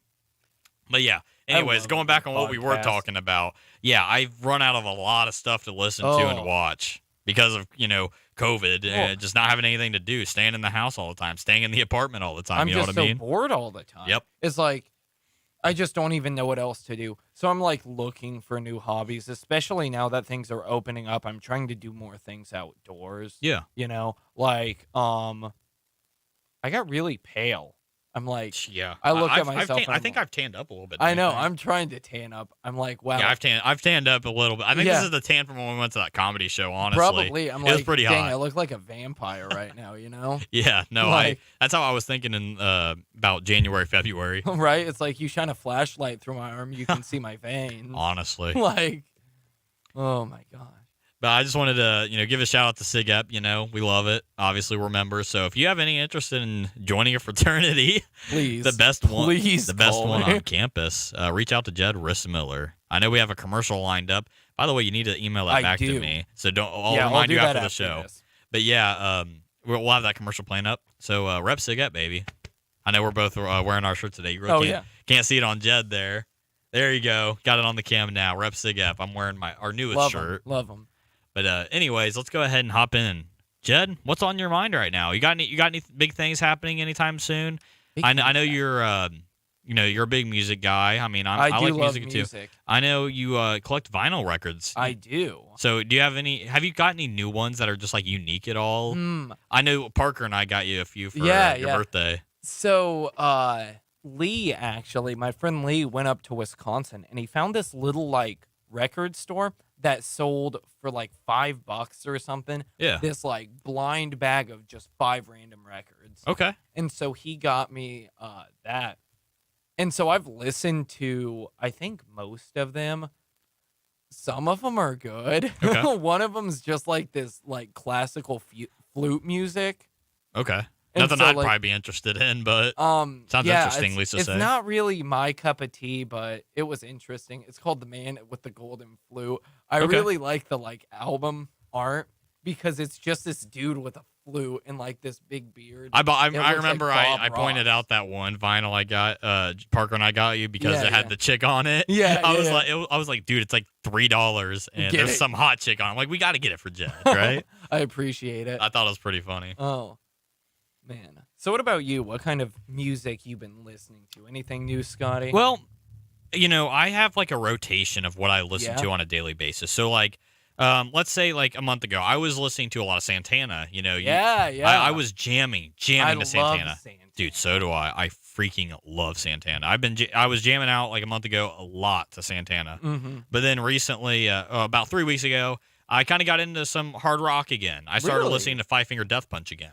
I used to be really into them when I was younger. Yeah, same. but- But I started listening to them again, and it's not like I listened to a bunch of their stuff. Yeah. I listened to a few songs of theirs, but there's a few songs I had never actually heard that they made, and they still like music.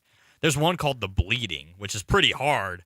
It's a harder song, but it sounded pretty solid, man. I like them. I haven't listened to them You have in to a be in the long mood time, for so it, I I have to think. listen to them again. It's like good workout music, but I feel like Yeah. sometimes they're just edgy for the sake of being edgy. You I know what could- I I mean? could agree I feel with like that. they try too hard sometimes. Someone I've been listening to, who I listened to on the way here, who I've been listening to for about the past week. I'm Yeah. listening to a lot of Eminem. Really? Eminem, yep. I've been, I don't know, because my dad was like obsessed with Eminem as a kid, right? Yeah. So like, well, not even a kid, as an adult, obviously, Is but he still when he was obsessed younger, with when he him? was my age, he was Yeah. obsessed with Eminem. But he still listens to a lot of it, from what I remember. But no, I've been listening to a lot of Eminem recently. I've just been kind of vibing out, and I've also been like, when I'm not listening to Eminem, I'm usually listening to like throwback, like 2000s throwback music. Yeah. So not like heavy I throwback, but love like 2000s throwback. Do you just have, kind of like the club music. You know what I Yeah, mean? Like yeah. Lil Jon, you got some like one-hit wonder songs in there. It Wasn't Me? Yeah, That's a good one. that is a good You one. got a guilty pleasure song right now? Oh, dude, I have a couple. Well, not like right now that I listen to, but just in general. Let me go ahead and pull up my Spotify here, and I'll name a few of my guilty pleasures. One is a Britney Spears song. Oh, really? Toxic. Yeah. Toxic? I freaking love that song, Dude, bro. you know my latest guilty pleasure song? What? You know Nacho Libre? No, I don't. Oh my god. Okay. They just put it on Netflix. You have to go watch Nacho Libre. I don't have But, Netflix, like, man. I have You don't have Netflix? HBO Max Dude, and Hulu. I don't have know time to watch anything. You now. have to find a way to watch Nacho Libre. Yeah. It's like my new favorite movie. And like the theme song of it is just like Chef's Kiss, man. It's fantastic. I love it. Another song I think would be Lights by Ellie Goulding. Yeah. That's a good song. Okay. I jammed to that song, bro. I've jammed because I remember when I worked at Hothead Burritos over in Eaton, I would just hear that song on the radio it wasn't like a true radio. It was more like a CD that had the same exact music that's played. Yeah. So every day I knew every song that was on our station because it played every shift, and I worked there for like 7 months. But So- anyways, Lights was a good song. Do you get embarrassed by your guilty pleasure songs? Do you like hide them? Like if somebody asks to see like your recently played songs, are you like, no, you can't? You know see how it. sometimes I'll take over aux at like a off-campus event. Yeah. You know, like at my birthday party, I was on aux. Yeah. You know, I for the most part, most of my songs I was pretty confident in, right? But I have Toxic on there. I have Lights. Yeah, but who doesn't like Toxic? That's a good Like- song. I feel like it is a guilty pleasure. So it might not even be a guilty pleasure technically, Banger. because a lot of people An like absolute banger. it. No, I don't really think I have way too many guilty pleasures. I mean, maybe a lot. Like I like emo rap a lot, Oh, which is weird to like say. But I don't know. It's nobody will really know them, so it's not technically like a guilty pleasure. On the topic of emo music, though, I don't want to did call you it hear- emo music. No, but I'm that's what it's skipping the emo categorized music. as. I just heard. Do you ever listen to My Chemical Romance? Very little. They've been broken up since 2006,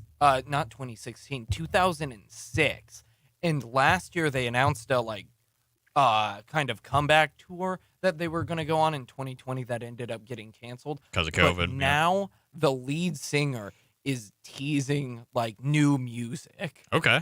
and so like part of me is like really excited, but it's kind of like, but I don't know how I feel about it. Because I kind of want to hear the new stuff, and I hope it's as good as some of their old stuff. But maybe just like let it die. I mean, Maybe after like don't try to bring 15 it back. years, I would let it stay dead. Oh yeah, it's been 15 years, dude. People don't And people grew up from their emo phase that listen to that, like right? think of that. If there was a 16-year-old in their emo phase listening to that band the day they broke up, right now they're like 31. Yep.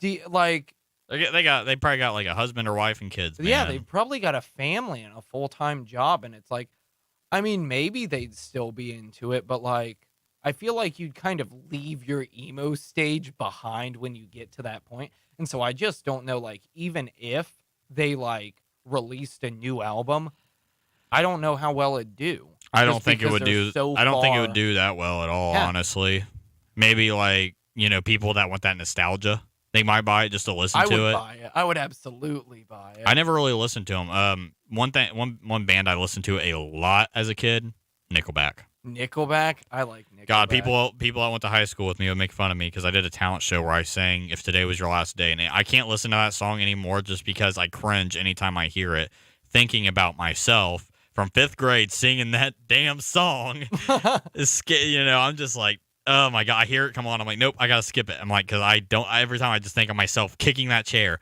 I didn't. You kicked a chair? They made me do a part of the act. Yeah, Dude, that's cool though. I mean, How old were you? it was like, it was 5th grade, dude. I was probably I was a kid. No, that's cool, man. But If I'm you're in like, fifth grade. well, they made me like stand on there with like my foot on it for the first verse. And when I get to the chorus, they made me kick it over. I'm like, I kind of look stupid. I'm like, I don't want to do that's that. cool, Scotty. I don't know. You're like a 5th grade rock star.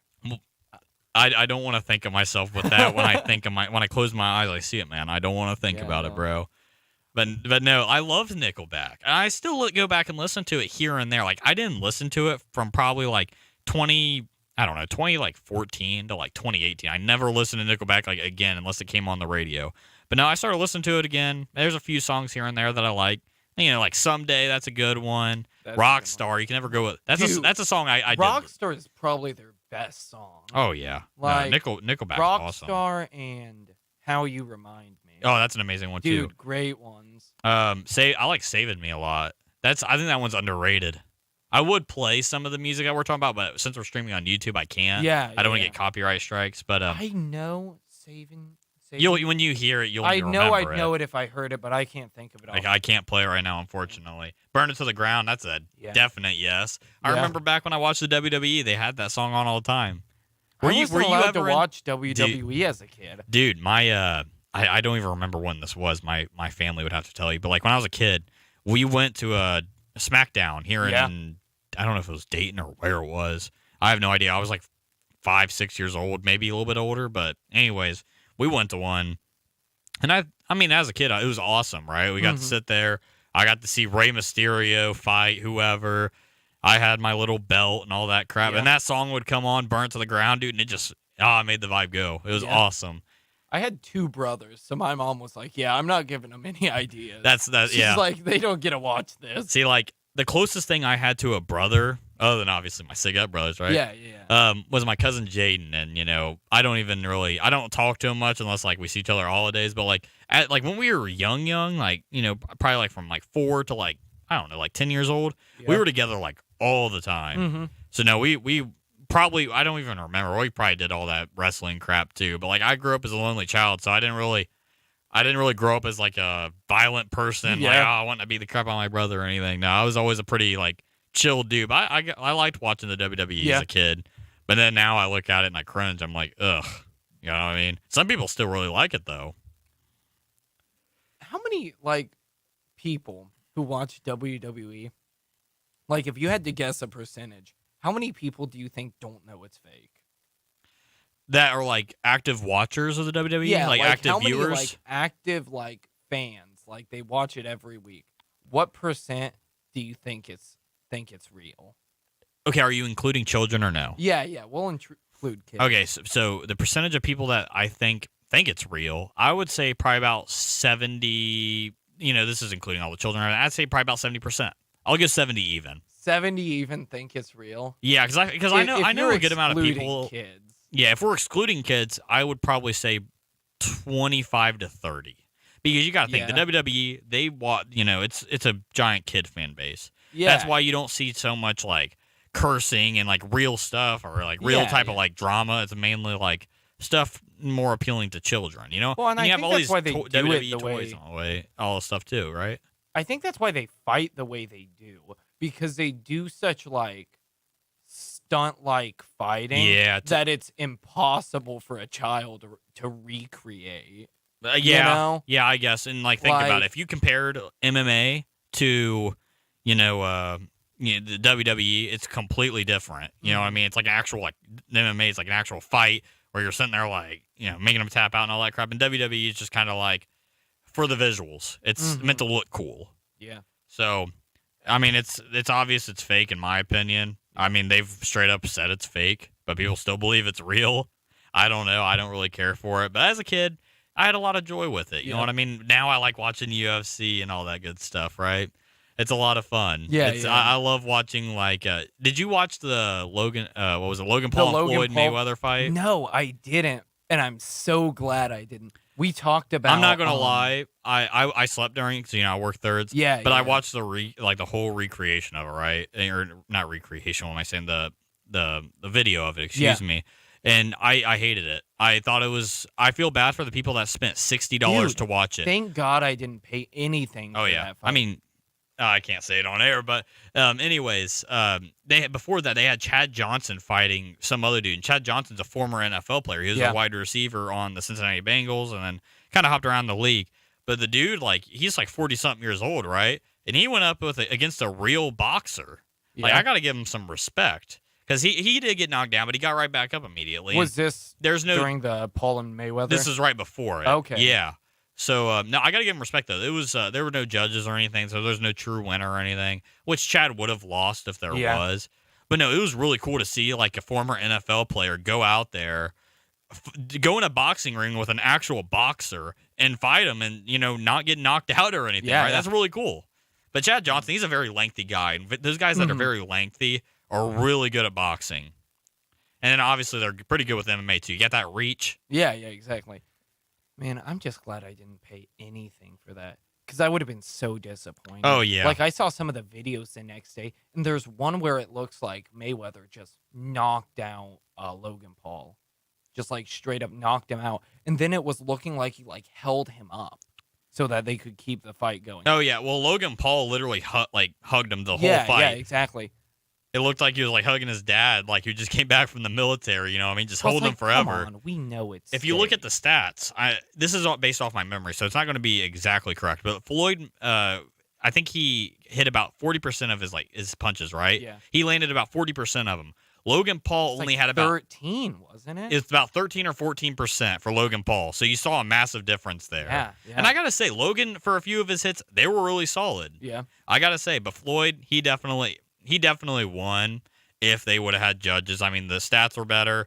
And I mean, Floyd, he did take a few punches and everything, but Floyd's a very conservative fighter. Mm-hmm. He will sit there and let the opponent wear themselves out, and then he'll go in. He's a short dude. He's my height. He's 5'9", 5'8", and you know, he likes to get up there. He likes to stay defensive and then go in when he can, when the opponent's tired. Could you imagine, like, what the reaction would have been like if he lost, though? Like, could you imagine that Everyone would have just said, oh, it's staged. Logan paid him to flop. That's literally what it would have been. You are an undefeated boxer, and you just lost to a Vine star. Yeah. You just got... I guess TikTok star now, right? You just got beat up by a dude who makes YouTube videos. Yeah, dude. Literally just a clout chaser. You know what I mean?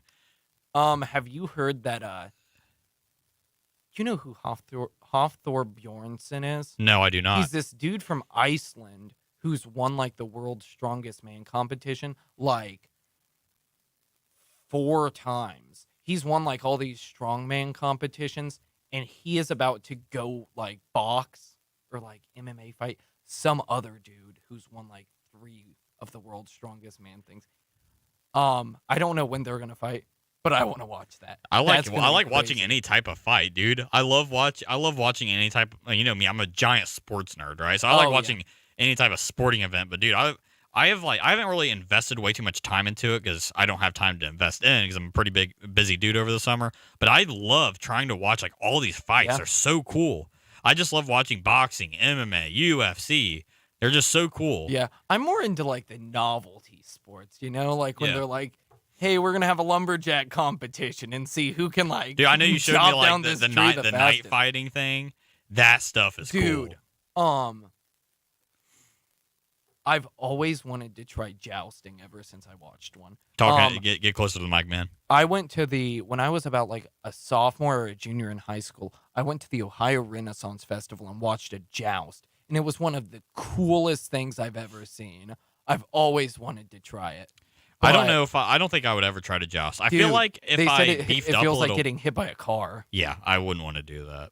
I mean, I would possibly like to, like, if I beefed up a little bit, got back in shape, at least to say, I would like to try that night thing if I went through proper training to like do it at be decent at it. Yeah, it looked really cool, and I've never, when I was like, Let me clarify quick for the people who don't know what we're talking about. So there is this like sporting event. It's got different names, but the most common one is the Armored Combat League, and it's people who like put on plate armor and like dress up super cool, like medieval knights, and they take like blunt swords and they just go and beat the crap out of each other. It's really cool to watch, and I mean, I'd like to have fun with it, but I don't think I think I'm past my prime with that. But one thing I did want to try when I was. It was just an idea I had. I watched this movie called Southpaw, and that movie inspired me to, like, be a boxer, but I never did it. Yeah. But I always wanted to, like, train and try to become a boxer. I'm like, these dudes that are my height, all they got to do is, like, put on all this muscle, get good reaction time, which I have. That's one thing I really do have is great reaction time, I think. Is because, like, anytime anything like falls off a shelf in Walmart, I like catch it. I'm like, I feel like Odell Beckham Jr., right? But no, I feel like if I did train properly, and not at this point now. I mean, maybe, dude, you could totally. You're like 20. You just true. turned 20. I always you totally have. I always feel like I'm older. If Logan Paul can learn to box, true. I just got to put on some muscle and lose some weight. But that's something I always did want to dive into. But do I think I'm ever going to do it? No. That's like me becoming a boxer is like a 0.001% chance, if that. But no, it's always something I wanted to try out, and maybe it's something I could just practice just for the fun of it. And maybe in the future, I could just do a little fight just for the fun of it. You know what I mean? I've thought about it. I'm just not big on getting punched in the face. See, I like to give punches. I just don't want to receive them. Yeah, right? exactly. No, that's the way I mean, I looked guess at that's it. just a part of being good at it. All right, we got about a couple more minutes here left on the Right Morning Show. As always, appreciate you guys listening in. This has been a fun show. First time with Free Talk Friday. It's been great having you, Yeah, Jed. yeah. Anything you want to talk about real quick right before we head off for the day? Head off for the weekend, actually. No, I don't think I have anything. Do you? No, there's not really much I wanted to talk about. No, this show's been fun. I think we might wrap it up a tiny bit early. As always, today is Friday, so we're going to be taking a break, obviously, for the weekend. Monday, you can catch us right back here on the Right Morning Show here on WWSU 106.9 FM. Patrick should be hosting that one. I should be in office, so we might not actually do it because we have some we have orientation stuff to do, but we might do like a little short show, might do an hour show. We'll see what's up. We'll keep you up to date. You can follow us on our Instagram page at WWSU 1069, Facebook as well. If you're on our YouTube channel watching right now, I see we have a couple of viewers. You go ahead and hit that subscribe button if you're signed into your YouTube account. That would be awesome. You can catch up on the Jones Review, which is streamed on there. The Right Morning Show. In the future, Second Down with Scotty will be on there as well when the fall time hits and I'm back on the airways for my show. So, just go ahead and sub and follow our social medias. That would be greatly appreciated. One I did forget to mention was twitch.tv. You can type in WWSU 1069 and follow us on there. But, Jed, it's been amazing. Thank you for coming on. It's been great to be on. I've enjoyed it a lot. I got an idea I want to talk to you about once the show ends. Okay. But anyways, everyone listening at home, thank you so much for taking time out of your day, out of your morning to listen to us blabble about whatever. I hope you got sports and nights and Logan Paul and... Yeah, we're here every weekday, 9 a.m. to 11 a.m. So we will catch you on Monday at 9 a.m. here on WWSU 106.9 FM, Dayton's Right Choice.